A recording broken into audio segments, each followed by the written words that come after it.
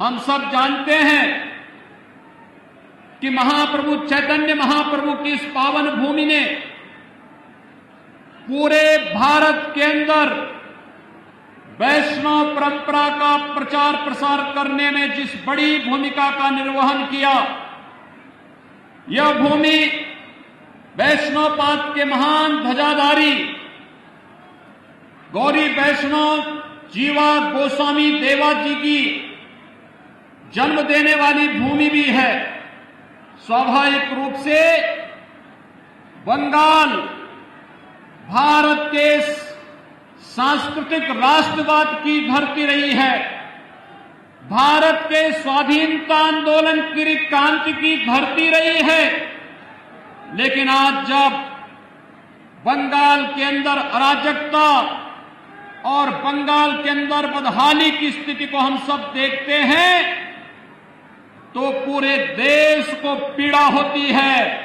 और इसलिए भारतीय जनता पार्टी का राष्ट्रीय नेतृत्व और एक एक कार्यकर्ता प्रत्येक बंगाली भाई और बहनों के साथ जुड़ने के लिए आया है कि हमें एक बार फिर से बंगाल की पहचान को पुनर्स्थापित करके बंगाल के माध्यम से एक नए परिवर्तन को आगे बढ़ाना है। भाइयों बहनों, बंगाल हमेशा से परिवर्तन की धरती रही है। याद करिए, जब देश के अंदर स्वाधीनता की अलग जगानी थी तो बंकिम चंद्र चट्टोपाध्याय ने इसी धरती से वंदे मातरम का उद्घोष किया था। आनंद मठ उपन्यास के माध्यम से उन्होंने भारत की सुप्त चेतना को जागृत करके पूरे देश के अंदर राष्ट्रीयता का जो संचार किया था, आज भी हर भारतीय अपने राष्ट्रीय गीत के रूप में वंदे मातरम को मान करके भारत के स्वाभिमान और सम्मान का अलग देश और दुनिया के सामने प्रस्तुत करता है। ये धरती गुरुदेव रविंद्रनाथ टैगोर की धरती है, जिसने भारत को भारत का राष्ट्र ज्ञान भी दिया और राष्ट्रगान के साथ ही इस धरती से ही हम सब जानते हैं कि यही वह धरती है जिसने साहित्य के क्षेत्र में भारत का पहला नोबेल प्राइज भी भारत को देने का कार्य किया था, गुरुदेव रविंद्रनाथ टैगोर की उस अमर कीर्ति गीतांजलि के माध्यम से। लेकिन आज बंगाल कहां चला गया है? कभी भारत को नेतृत्व देने वाला, भारत को एक नई दिशा देने वाला बंगाल आज कहां पर है? आज यहां पर गरीबी है, आज यहां पर बदहाली है, आज यहां पर अराजकता है, आज यहां पर सत्ता प्रायोजित अपराध और आतंकवाद न केवल यहां की सुरक्षा के सामने गंभीर संकट खड़ा कर रहा है, बल्कि देश की सुरक्षा को भी चुनौती देते हुए दिखाई देता है। आज बंगाल में केंद्र सरकार की कल्याणकारी योजनाओं को लागू नहीं करने दिया जाता है और आज बंगाल के अंदर एक तरफ यहां पर जिस बंगाल ने आदिशक्ति मां भगवती दुर्गा के अनुष्ठान का श्री गणेश करके पूरे देश के अंदर शक्ति का एक नया संचार किया था, आज उस बंगाल के अंदर दुर्गा पूजा पे प्रतिबंध लगाया जाता है। ईद में जबरदस्ती गौ हत्याएं प्रारंभ कराई जाती हैं और साथ साथ यहां पर तस्करी और गौ तस्करी के माध्यम से यहां की भावनाओं के साथ खिलवाड़ करने का कार्य किया जाता है। यहां की सरकार मौन बनी रहती है। भाइयों बहनों, बंगाल में आज जय श्री राम के नारे लगाने को भी प्रतिबंधित करने का कार्य किया जाता है और हमले करवाए जाते हैं। लेकिन मैं बंगाल की सरकार से कहना चाहता हूं, मैं ममता दीदी जी से अनुरोध करना चाहता हूं, एक सरकार कभी उत्तर प्रदेश में थी जो अयोध्या में राम भक्तों पर गोली चलाती थी, उस सरकार का हर साहब ने देखा है क्या हो गया है और अब बारी बंगाल में टीएमसी की सरकार की है।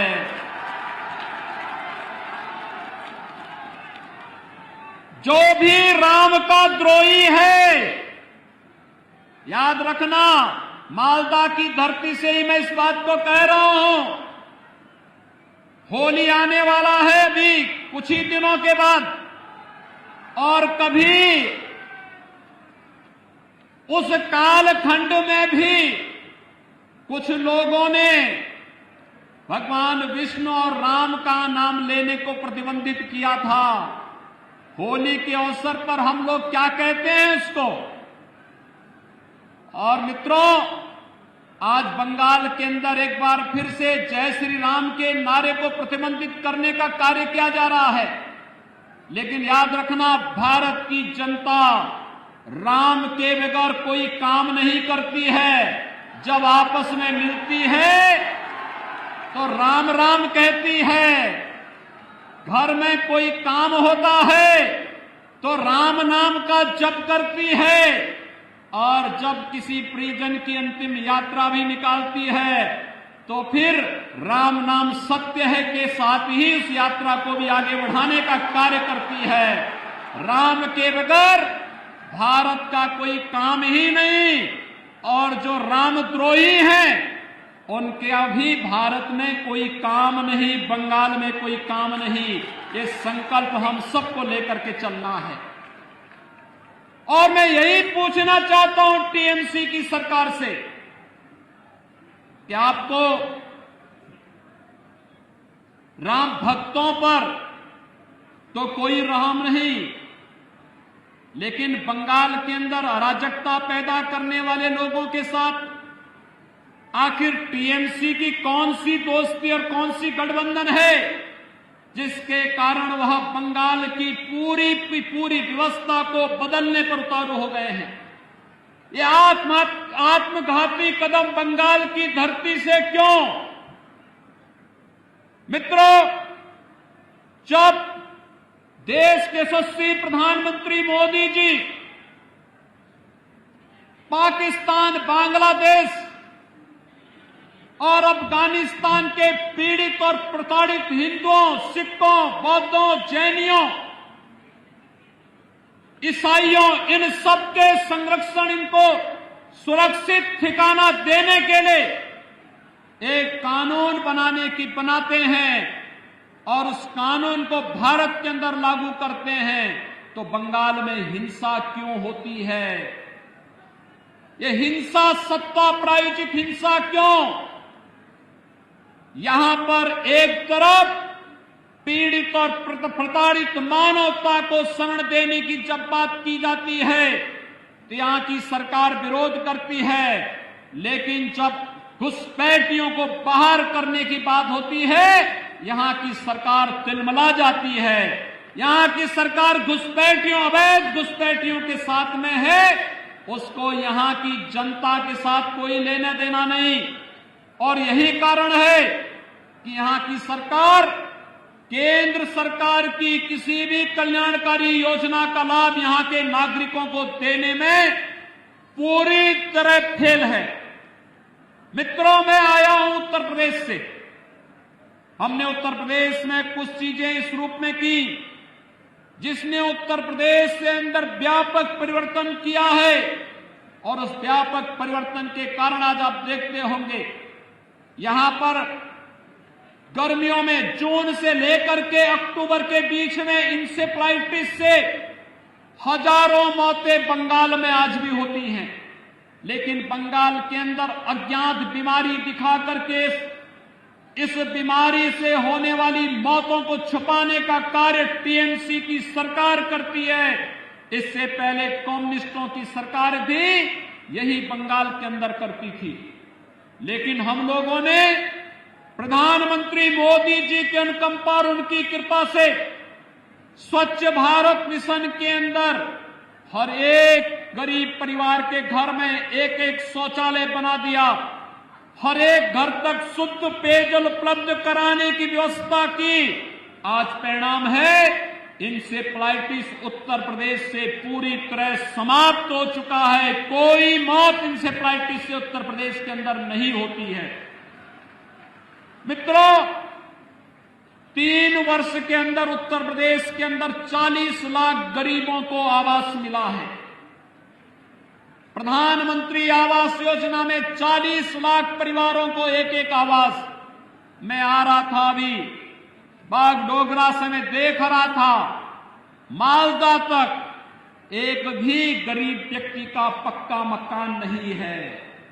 ये प्रधानमंत्री आवास योजना का लाभ यहां के गरीबों को क्यों नहीं मिल पाता है? यहां के बंगाल के गरीबों को क्यों नहीं मिल पा रहा है? क्योंकि यहां की सरकार रुचि नहीं ले रही है। उत्तर प्रदेश के अंदर 6 करोड़ गरीबों को आयुष्मान भारत में 5 लाख रुपए की स्वास्थ्य बीमा का कवर है। वह कहीं भी किसी भी हॉस्पिटल में उत्तर प्रदेश के अंदर या देश के अंदर जाएगा, उसे 5 लाख रुपए की स्वास्थ्य बीमा का लाभ हर वर्ष प्राप्त हो रहा है। केंद्र और राज्य सरकार मिलकर के इस कार्यक्रम को आगे बढ़ा रहे हैं। आखिर प्रधानमंत्री आयुष्मान भारत का लाभ बंगाल के गरीबों को, बंगाल के नागरिकों को टीएमसी की सरकार क्यों नहीं देने जा रही है? क्योंकि उसे मालूम है अगर वह इन गरीबों को इसका लाभ दे देगी तो फिर वह वोट बैंक नहीं बना पाएगी। मित्रों, इसी प्रकार से अगर आप देखेंगे प्रधानमंत्री किसान सम्मान निधि का लाभ उत्तर प्रदेश के अंदर 2 करोड़ 42 लाख किसानों को हर वर्ष प्रधानमंत्री किसान सम्मान निधि में 6,000 रुपए डीबीटी के माध्यम से उसके अकाउंट में पैसा आता है। लेकिन बंगाल के अंदर प्रधानमंत्री किसान सम्मान निधि को नहीं लागू करने दिया गया। ममता दीदी ने ये पैसा यहां के किसानों के खाते में नहीं देने दिया, किसानों को इसका लाभ मिले, उन्होंने इसको बंगाल में लागू ही नहीं करने दिया गया। नेशनल पोर्टेबिलिटी के अंतर्गत 1 नेशन 1 राशन कार्ड की सुविधा अगर बंगाल का व्यक्ति बंगाल के अंदर चाहे तो बंगाल के अंदर, और अगर उसकी मर्जी आए तो वह देश के अंदर जहां कहीं रहता है राशन कार्ड से राशन लेने का लाभ ले सकता है। लेकिन टीएमसी की सरकार ने नेशनल पोर्टेबिलिटी को यहां लागू ही नहीं करने दिया, जिससे बंगाल के नागरिकों को राशन की सुविधा का लाभ नहीं मिल पाता है। केवल चंद टीएमसी के गुंडे खाद्यान्न घोटाले में लिप्त होकर के यहां के नागरिकों के खाद्यान्न को हजम करने का कार्य कर रहे हैं। मित्रों, बंगाल के अंदर छल छद्म और धोखे से यहां पर लव जिहाद की घटनाओं को भी अंजाम दिया जा रहा है।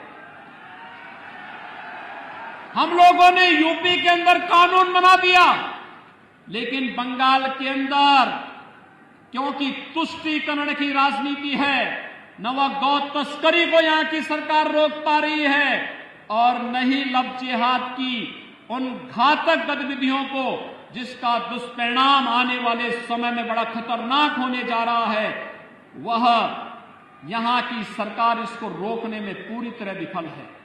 और इसीलिए आज हम सब परिवर्तन यात्रा में आप सबका आह्वान करने के लिए आए हैं। जो सरकार आपको सुरक्षा नहीं दे सकती, जो सरकार अपराधियों का संरक्षण दे रही हो, जिस सरकार को कानून का राज स्थापित करने में नहीं, जिस सरकार को एन केन प्रकारेण सत्ता में बना रहना ही अपना एकमात्र उसने युग धर्म बना लिया हो, उस सरकार के साथ जो गरीबों के लिए कार्य नहीं कर सकती, जो सरकार कमजोरों के लिए कार्य नहीं कर सकती, जो सरकार किसानों के लिए कार्य नहीं कर सकती, जो सरकार युवाओं के लिए कार्य नहीं कर सकती और जो सरकार महिलाओं को सुरक्षा नहीं दे सकती है, उस सरकार को एक भी क्षण रहने का अधिकार नहीं होना चाहिए। और बंगाल के भाइयों बहनों, मैं आप सबका आह्वान करने के लिए आया हूं। ये परिवर्तन यात्रा में जो उमड़ा हुआ ये जन सैलाब है, ये बंगाल के परिवर्तन का साक्षी बन करके इस परिवर्तन का बाघ बनने के लिए उतारू हो गया है। और ये बाघ इस रूप में उतारू हो चुका है, उसने संकल्प ले लिया है। मोदी जी के नेतृत्व में पूरे देश के अंदर जिस तरीके से कोरोना प्रबंधन का कार्य किया गया, हम आभारी हैं प्रधानमंत्री मोदी जी के।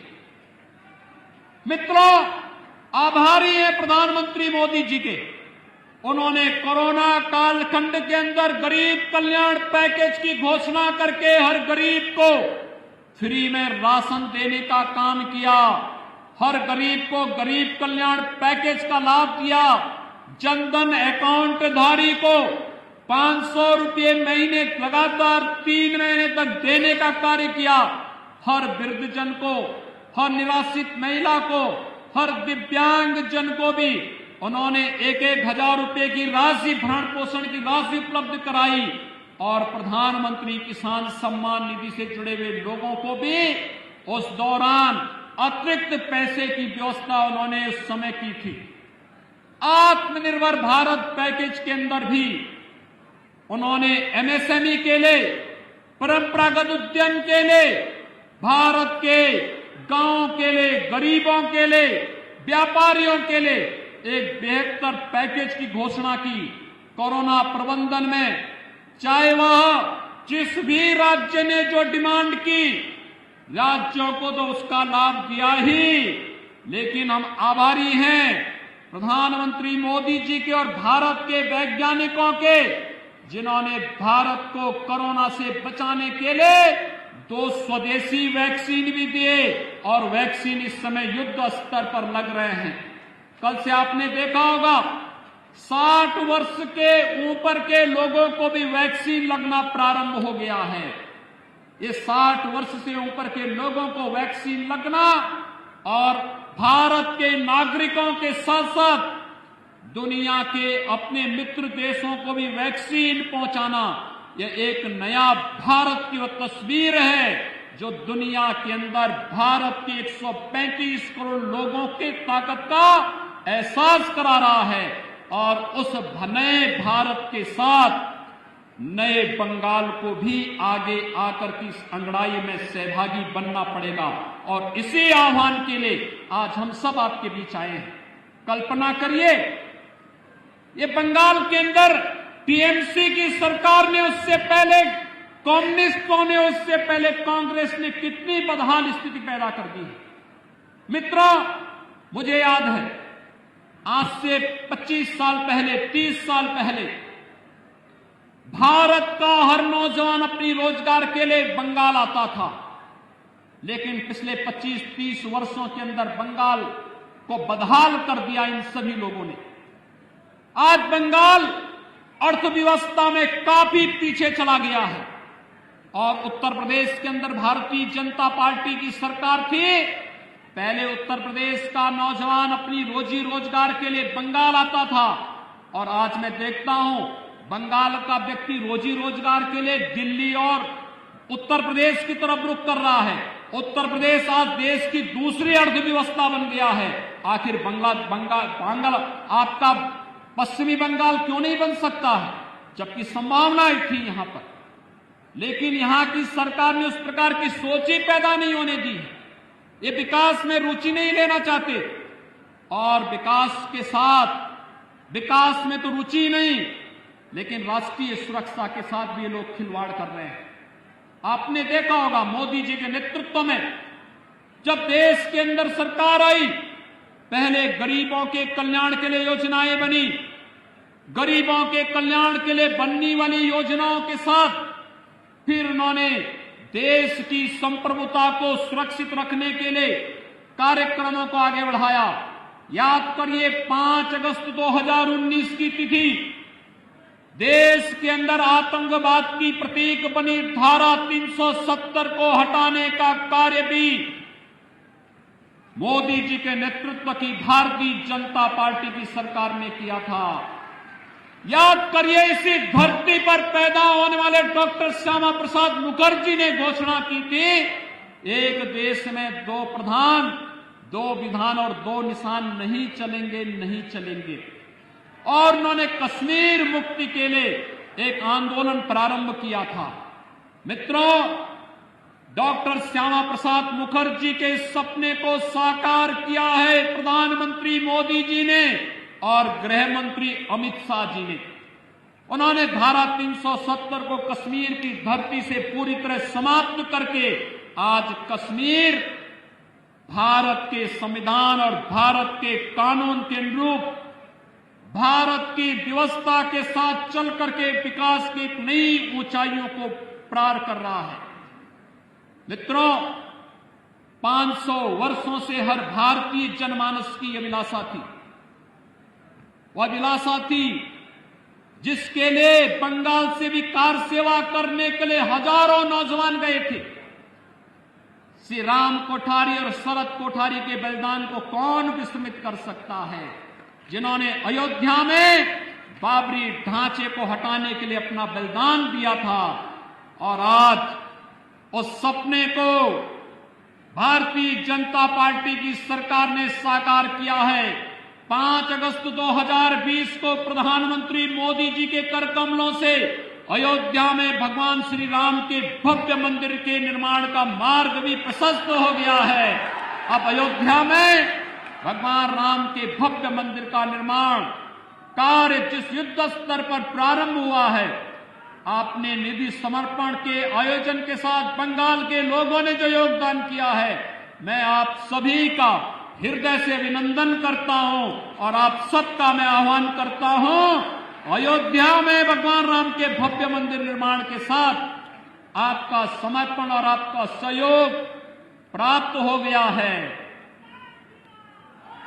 इस परिवर्तन के साथ जुड़िए और भारतीय जनता पार्टी की इस परिवर्तन यात्रा के साथ जुड़ करके बंगाल के अंदर भारतीय जनता पार्टी की सरकार को लाइए और अयोध्या में भगवान राम के मंदिर में दर्शन करके बंगाल को बचाने और बंगाल को समृद्धि के पथ पर अग्रसर करने के आह्वान के साथ हम सभी को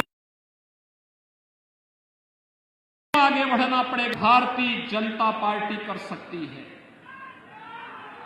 मित्रों,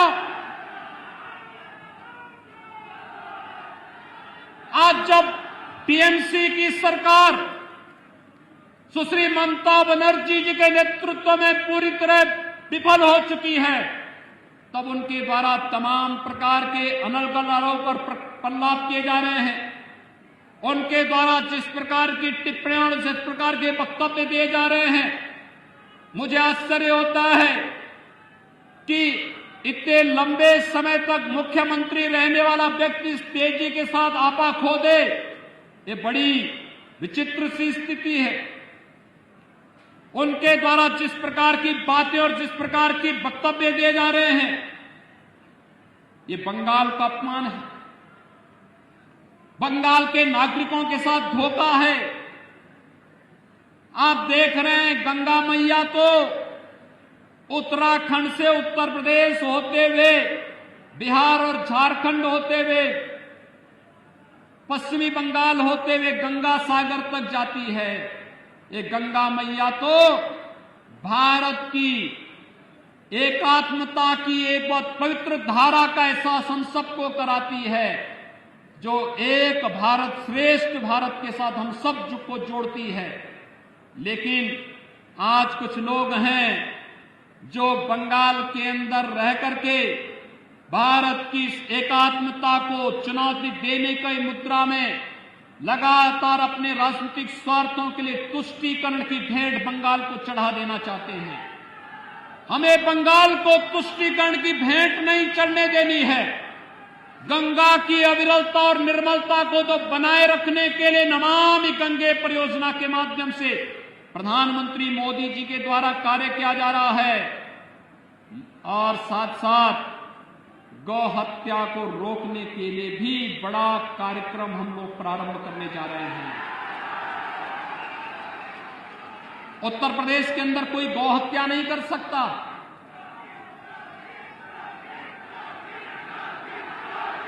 मित्रों, कोई नहीं कर सकता।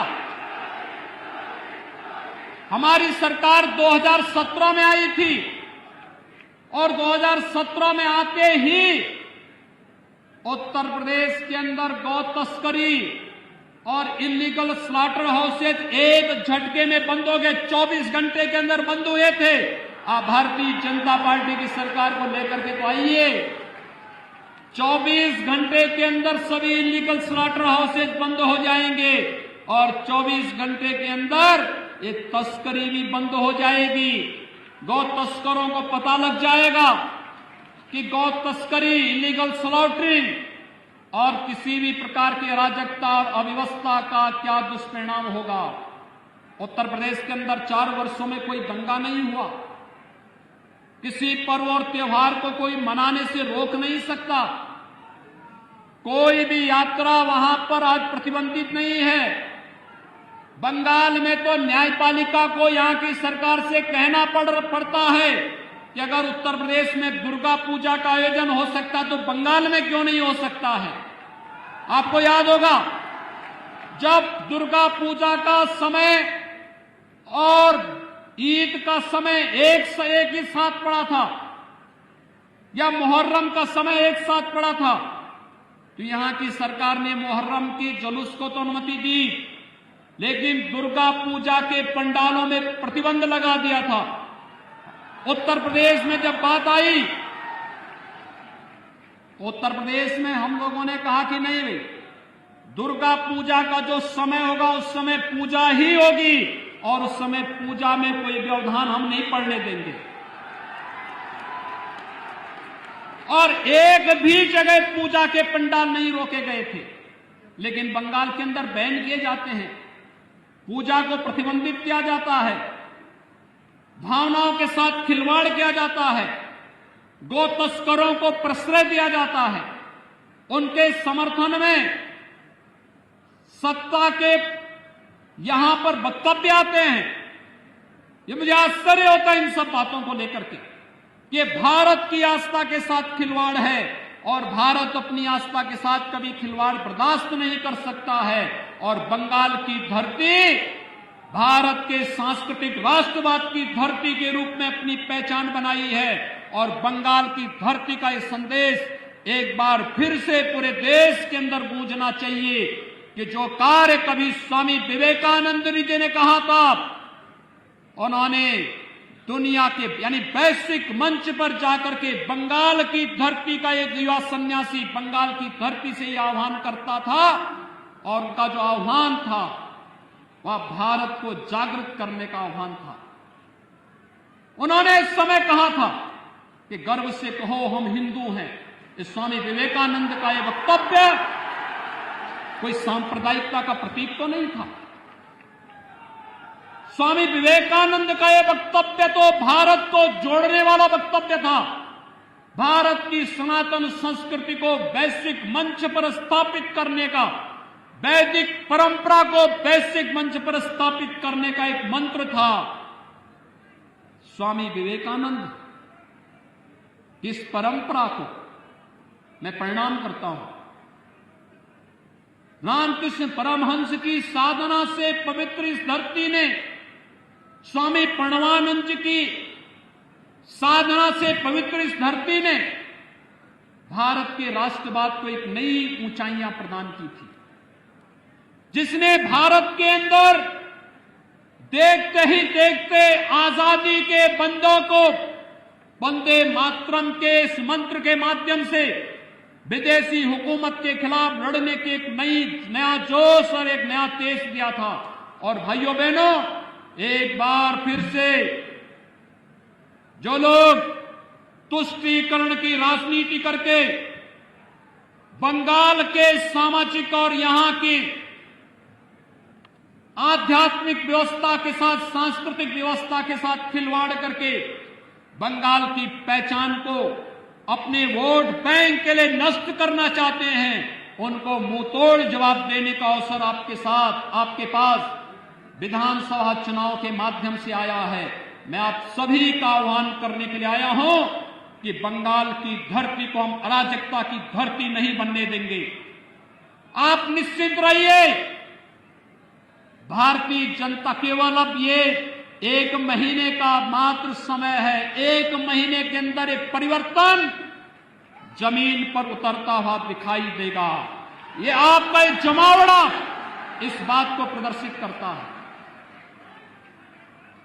तब टीएमसी के नाम पर जो लोग गुंडागिर्दी कर रहे हैं, आप देखते होंगे उत्तर प्रदेश के अंदर जो लोग पहले गुंडागिर्दी करते थे, आज वे लोग अपने गलियों में अपने गले में तख्ती बांध करके चलते हैं कि रहम कर दो। और मैं कह सकता हूं, मैं देख रहा था एक तस्वीर, भारतीय जनता पार्टी के एक कार्यकर्ता की बुजुर्ग माता को टीएमसी के गुंडों ने इस बेरहमी के साथ पीटा और उनके मुंह पर जो सूजन था उसको देखते हुए आंखों में आंसू आ रहे थे कि कितने बेरहम और बर्बर हैं ये लोग कि एक महिला को भी नहीं छोड़ते। और अपराधी अगर अपराध करता है तो पुलिस का काम है अपराधी के खिलाफ कार्रवाई करना, प्रशासन का काम है, शासन का काम है उस अपराधी के खिलाफ कार्रवाई करना।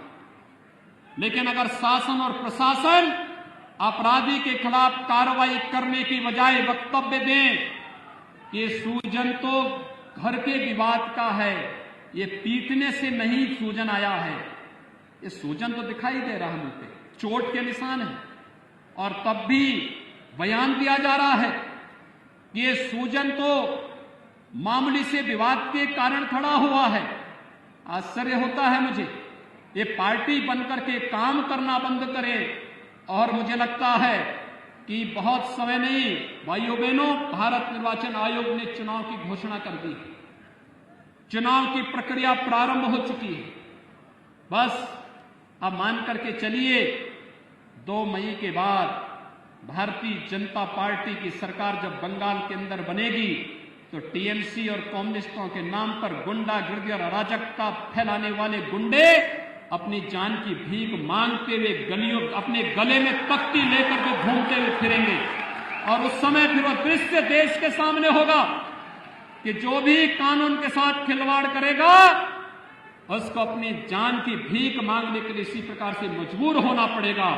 और तब उस समय के लिए हम सबको अपने को तैयार करना होगा, सारे मतभेदों को भुला करके बंगाल को उसकी पहचान को पुनर्स्थापित करने के लिए, बंगाल को विकास की राह पर ले चलने के लिए प्रधानमंत्री मोदी जी के नेतृत्व में एक भारत श्रेष्ठ भारत की परिकल्पना को साकार करने के लिए बंगाल के नागरिकों को भी रोजगार चाहिए, नौकरी चाहिए, बंगाल के नौजवानों के लिए भी अच्छे अवसर होने चाहिए, बंगाल के गरीबों को भी शासन की सुविधा का लाभ मिलना चाहिए, बंगाल के किसानों को भी प्रधानमंत्री किसान सम्मान निधि का लाभ मिलना ही चाहिए, और बंगाल के गरीबों को भी स्वास्थ्य बीमा का कवर मिलना ही चाहिए। और ये तभी हो पाएगा जब भारतीय जनता पार्टी पूरी मेजोरिटी के साथ, फुल मेजोरिटी के साथ बंगाल के अंदर सरकार बनाएगी। और डबल इंजन की सरकार, बंगाल के अंदर भारतीय जनता पार्टी की सरकार और केंद्र में मोदी जी की सरकार जब मिलेगी, डबल इंजन की ये सरकार आपके विकास को उतनी ही गुना तेजी के साथ आगे बढ़ाने का कार्य करेगी। ये परिवर्तन यात्रा, इसी विश्वास के साथ आज यहां पर इस आयोजन के साथ, यहां पर आज यह आयोजन इसी उद्देश्य से संपन्न हो रहा है। मैं आप सबको, अभी हमारा होली का पर्व होने जा रहा है, होली पूरी भव्यता के साथ मनाई जाती है।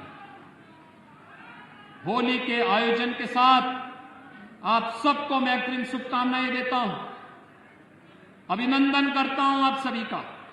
और होली के उत्सव को चुनाव के साथ जोड़ते हुए ये रंग बिरंगी होली 2 मई को बंगाल के अंदर सांस्कृतिक राष्ट्रवाद की दीपावली का उत्सव भी मनाया जाना चाहिए। इस संकल्प के साथ हम सब आगे बढ़ेंगे। आप सबके प्रति मेरी शुभकामनाएं। धन्यवाद। जय जय श्री राम।